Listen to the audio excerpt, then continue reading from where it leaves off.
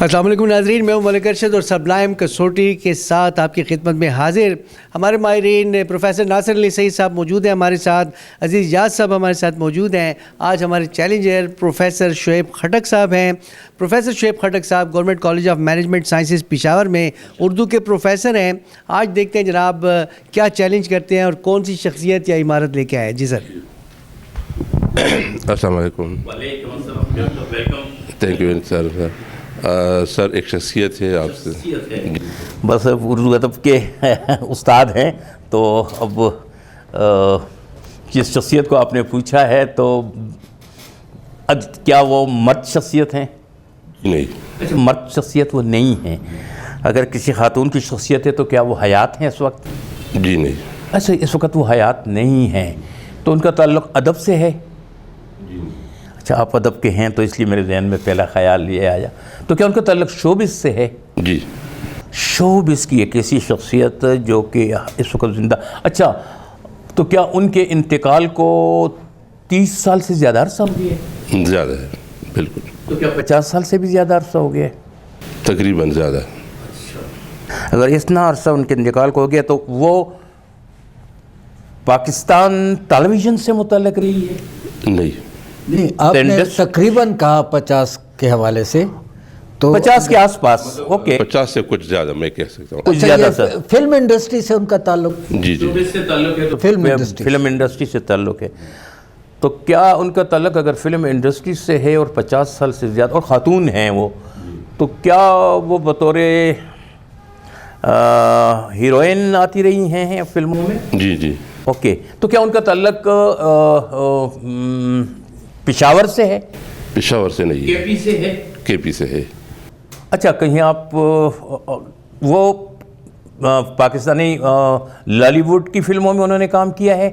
نہیں، لیکن 50 سال پہلے تو یس لالی ووڈ کی، یعنی پاکستانی انڈسٹری سے تعلق رہا ہے ان کا. اچھا، اکراس دا بارڈر، تو کیا ہندوستان سے؟ جی سر. بالی ووڈ سے ان کا تعلق رہا ہے.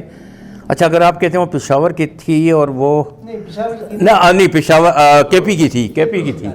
اچھا، اگر کے پی کی تھی تو کے پی میں مردان، کیا وہ مانیری ثوابی کی تھی؟ وہ مانیری ثوابی کی تھی، یعنی پیدائش تو ان کی نہیں تھی، وہاں کی دہلی کی تھی، لیکن ان کے والد کا تعلق مانیری سے تھا.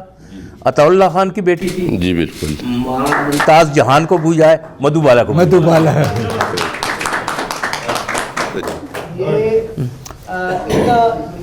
ایزیلی 14 سوالوں میں آپ نے تو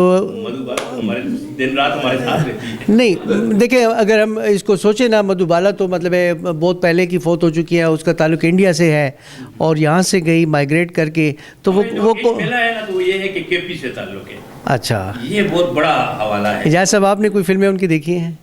جی بہت فلمیں دیکھی، اور میرا خیال ہے شاید 50 ان کو شاید نہیں ہوا میرا جتنا، لیکن یہ ہے کہ بہت کمال کی فنکارہ تھیں. اور میں آپ کو بڑی اتفاق، یعنی ایک بڑی پرلطف بات بتاؤں کہ ہم نے سنیما ہاؤسز میں ان کی پشاور میں فلمیں دیکھی. جی، ترانہ ایک فلم ان کی ہم نے دیکھی کیپٹل سنیما میں، دلیپ کے ساتھ آئی. اتنی ترانہ میں دیوانند تھا، دیوانند، اور محفل میں جل اٹھی شمع پروانے کے لیے. وہ نرالا ہے. نرالا، ترانہ دلیپ کے ساتھ تھی. ہاں ترانہ، ساری نرالا. اچھا، ساکی میں تھی وہ پریم ناتھ کے ساتھ. تو یہاں پھر جائے ان کی شور آفاق فلم مغل اعظم، جس میں دونوں جو بڑے فنکار تھے، دلیپ کمار، یوسف خان، وہ بھی پشاور سے ان کا تعلق، ان کا مردان سے. لیکن بہرحال یہ کافی عرصہ پہلے، یعنی یہ ایک بہت ریسرچ کی بات ہے کہ ان کا کے پی سے تعلق ہے. کیونکہ اس کے بارے میں یہ بھی میں نے سنا تھا کہ پاکستان کے سابق وزیر اعظم ذوالفقار علی بھٹو کے بارے میں نے سنا تھا کہ وہ ان کو بہت پسند کرتے تھے، اور شاید انہوں نے پیشکش بھی کی تھی کہ میں اس کے ساتھ شادی کروں، اور مدھو بالا نے اس کو ٹھکرایا تھا. تو یہ بات بھی میں نے میرے لیے ایک اطلاع ہے کہ بھٹو صاحب یقیناً ان کے تو شادی کیا پتہ ہے کبھی انہوں نے ایسا کیا ہو، میں نے نہیں پڑھا کہیں، لیکن یقیناً آپ کہتے ہیں آپ کو زیادہ علم ہے تو یقیناً ایسا ہوا ہوگا. لیکن ان کا جو بنیادی حوالہ تھا وہ دلیپ کمار کا تھا. وہ دلیپ ہی سے شادی کرنا چاہتی تھی جو ان کی اپنی خواہش تھی، اور ظاہر ہے کہ ان کے والد اس کے راستے میں روڑے ہٹکاتے رہے، اور اس کے بعد پھر ان کا جو حوالہ بنا تو ظاہر ہے وہ الٹیمیٹ آ کر ان کی کشور سے شادی ہوئی، لیکن وہ بدقسمت واقع ہوئی اس حوالے سے کہ اس دوران اس نے 2-3 اٹیمپٹ مختلف حوالوں سے کیے، لیکن ایسا نہیں ہو سکا کیونکہ اس کے دل کا مسئلہ تھا، اور اس میں ان کے والد صاحب سر میں نے سنا تھا بلکہ پڑھا بھی ہے کہ ثوابی سے اس کا تعلق تھا یہاں پشاور میں ایک سگریٹ کی فیکٹری میں، سگریٹ فیکٹری میں کام کرتے تھے، تمباکو نوشی کی فیکٹری میں کام کرتے تھے، ہاں، اور پھر یہاں پر اس کا کاروبار شاید ٹھپ ہو گیا تو یہاں سے پھر دلی چلا، وہ دلی چلا گیا تھا۔ تو ظاہر عطا اللہ خان اچھا وہ خود بڑا ہینڈسم تھا، بڑا خوبصورت آدمی تھا عطا اللہ خان، ان کی اگر آپ تصویریں دیکھیں گے تو آپ کو لگے گا،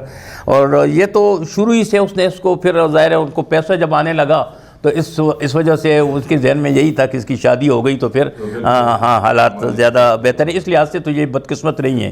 لیکن ماہرین ابھی تک یہ کہنے پر ہیں کہ فلم انڈسٹری میں ایسی خوبصورت خاتون ہم نے دیکھی نہیں ہے، بہت اچھی وہ پرفارمر بھی تھی، اور خاص طور پر جب اس نے کشور کے ساتھ 1-2 فلم میں کی مزاحیہ انداز میں، تو اس نے پھر اپنے آپ کو، اور پھر اس کی جو مسکراہٹ، مسٹر ایکس ان بامبے، اس کے مسٹر ایکس ان ممبئی، اس میں بھی آئی تھی، کشور کی 2-3 فلموں میں کشور کے ساتھ اس نے کام کیا، تو گانے کی پکچرائزیشن پہ اسے بھی دلیپ کی طرح کمال حاصل تھا، اور بہت بہت محنت کرتی تھی، لیکن جہاں سے اس کو بریک ملا تھا وہ اشوک کے ساتھ محل فلم سے اس کو بریک ملا تھا، اور پھر اس نے پیچھے نہیں مڑ کے دیکھا۔ پیار کیا تو ڈرنا کیا، انہوں نے کہا تھا مغل اعظم میں، وہ مغل اعظم کی بات ہے، مغل اعظم کے آصف کی فلم تھی جو 15 سال میں تک مکمل ہوئی تھی، اور یہ وہ زمانہ تھا جب دلیپ اور مدھو بالا کے درمیان جو ہے تعلقات زیادہ بہتر نہیں تھے، لیکن بہرحال دونوں بڑے فنکار تھے،